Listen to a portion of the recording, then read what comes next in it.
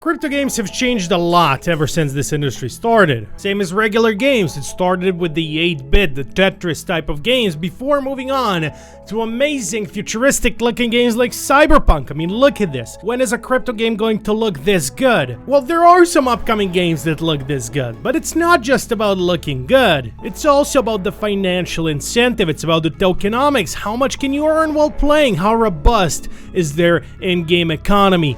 All of that is important for crypto games. We don't measure them just by how much fun they are to play. We measure them by a lot of other characteristics as well. Ladies and gentlemen, welcome back to the Mindblow Show. I'm your host, the Inspector. If you're new here, consider subscribing, hitting the little bell icon so you never miss out on any future videos. And also, if you're really feeling the love, smack the like button. It's the best way to show your support. Only takes you half a second, and it means a lot to me. And now back to what we were talking about as far as a game like Cyberpunk is concerned. It looks good, it plays good, but it costs money. So we went from paying in order to play a game all the way to playing a game for free. A game like Fortnite, a game like League of Legends, which is free to play.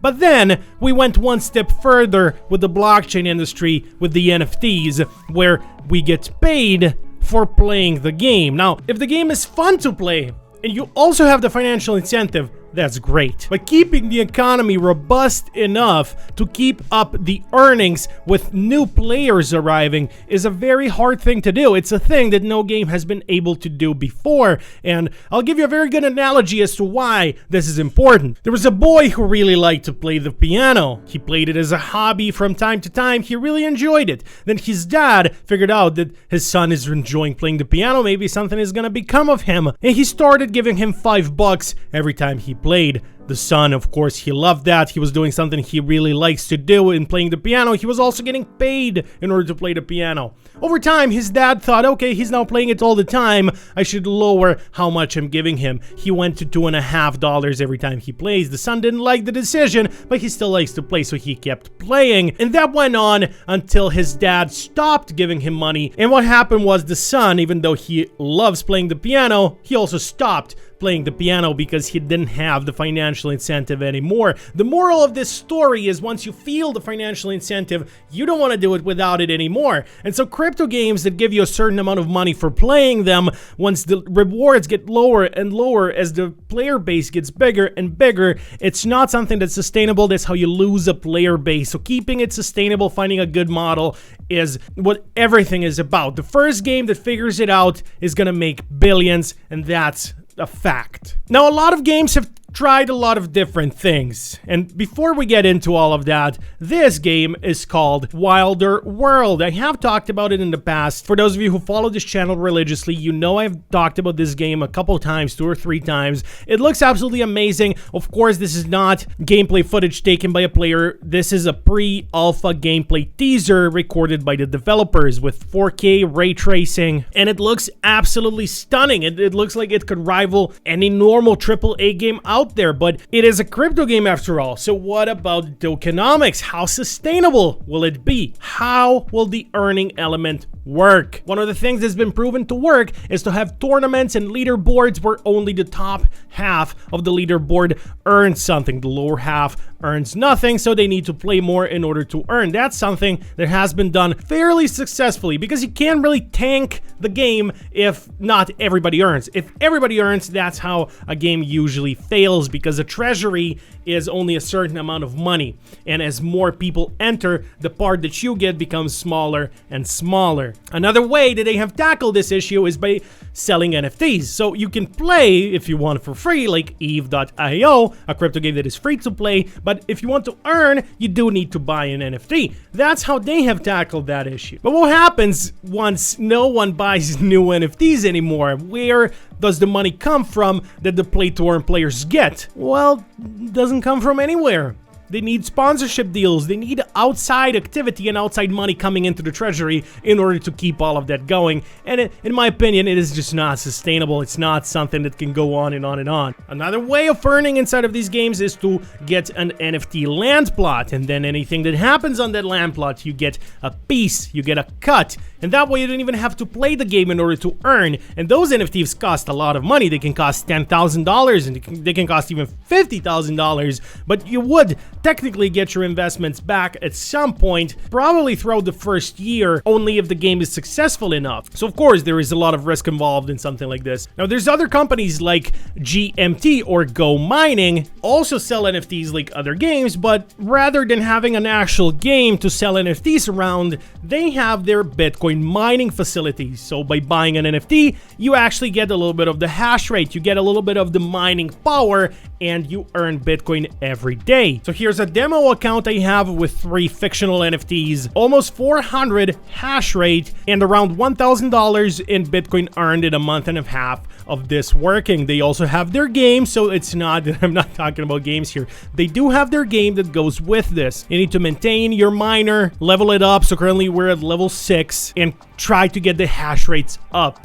And in the same way, your rewards would go up. So this is a different example of an NFT project, or rather a project that's totally outside of gaming, which has turned to gaming into NFTs in order to get their mining facilities bigger and bigger. So there's a lot of use cases for NFTs. And if you want to check out Go Mining, there's a link in the description down below, my link, which you can use if you do want to check that out, which leads me to my third talking point of this video, which is play to earn versus play for fun. Now, I'm a gamer at heart. I've been playing video games ever since I was little. I still love playing video games, and there aren't many crypto games that tackle that issue of just making a game that's super fun to play, because of course you can't. If you're making a game on the blockchain, you need to think about the tokenomics. You need to think about the NFTs, how you're gonna use them.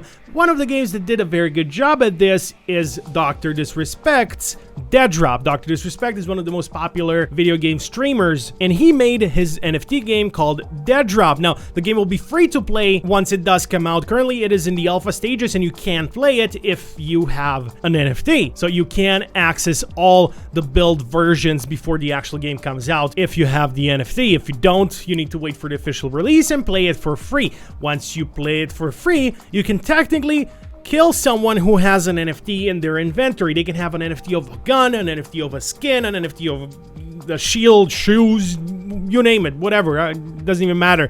They drop it once you kill them in the game, so you can technically take it into your inventory and then extract. The extraction is something you do in extraction type of games, so you need to come to a specific point on the map without dying, and then you would have that NFT in your inventory and you would be able to sell it. Those NFTs can be worth very little, and they can also be worth a lot. So it's a very good premise of how to incorporate NFTs in a game successfully. I think he's gonna have a lot of success with this game. I personally think it's a very good game. I have played it and I have very much enjoyed playing the early versions of the game, so I'm really looking forward to the game coming out and giving it a shot. And you just imagine the adrenaline you would feel carrying around a $20,000 NFT in your inventory and watching out not to be eliminated by other players in the map. The paranoia, the adrenaline, absolutely amazing. And then the euphoria of extracting and possibly selling or whatever you want to do with it, you know, send it for someone for their birthday, for all I care. It doesn't matter. The whole point is that this is a very good example of how to do it. Now, as we were talking before about the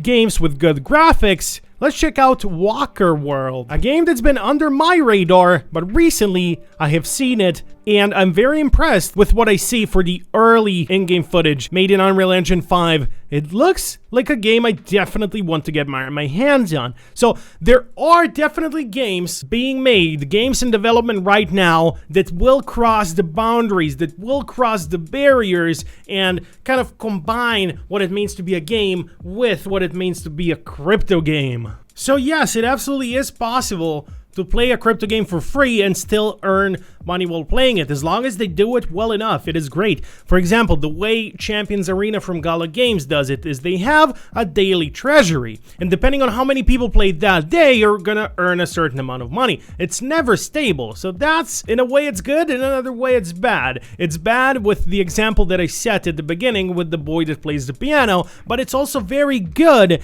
in a way where the boy always got $5. He wasn't getting $3 today, $1 tomorrow, $5 the next day. No, he was getting stable $5, which was then cut in half. If he was getting various amounts of money, maybe it would have turned out differently once the money stopped rolling in.